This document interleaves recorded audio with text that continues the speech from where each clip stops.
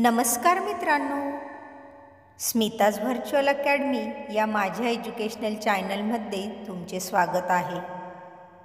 आज आपण राजमाता जिजाऊ यांच्याविषयी अप्रतिम मराठी भाषण बघणार आहोत. थोर तुमचे कर्म जिजाऊ, उपकार कधी न फिटणार. थोर तुमचे कर्म जिजाऊ, उपकार कधी न फिटणार. चंद्र सूर्य असेपर्यंत नाव तुमचे न मिटणार. चंद्र सूर्य असेपर्यंत नाव तुमचे न मिटणार. सन्माननीय व्यासपीठ, आदरणीय मुख्याध्यापक, वंदनीय गुरुजन आणि माझे प्रिय विद्यार्थी मित्र मैत्रिणींनो, आज मी राजमाता जिजाऊ यांच्याविषयी काही शब्द बोलणार आहे. राजमाता जिजाऊ यांचे स्मरण केल्याशिवाय स्वातंत्र्य सूर्य छत्रपती शिवरायांचे चरित्र सांगणे कठीणच नव्हे तर अप्रस्तुतही ठरेल.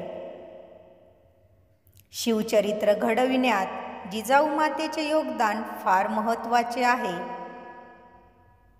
अशा या महान जिजाऊंचा जन्म 12 जानेवारी 1598 मध्ये विदर्भातील सिंदखेड राजा येथे लखुजीराजे जाधवांच्या घरी झाला.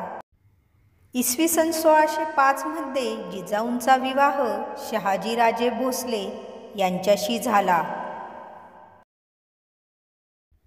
19 फेब्रुवारी 1630 साली जिजाऊंनी शिवबांना जन्म दिला.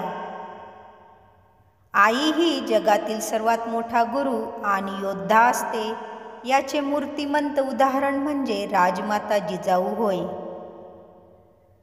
शिवबांना अगदी लहानपणापासून रामायण आणि महाभारतातील शौर्यकथा त्यांनी सांगितल्या.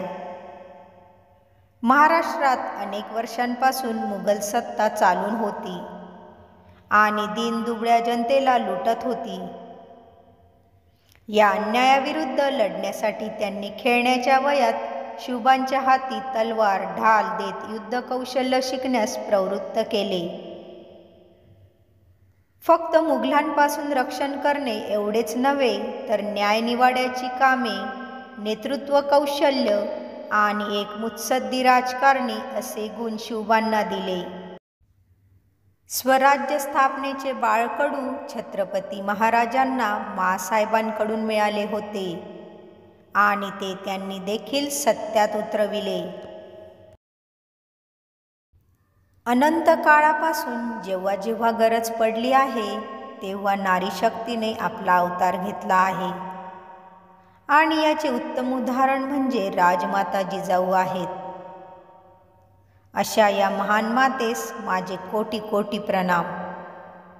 जय हिंद, जय महाराष्ट्र.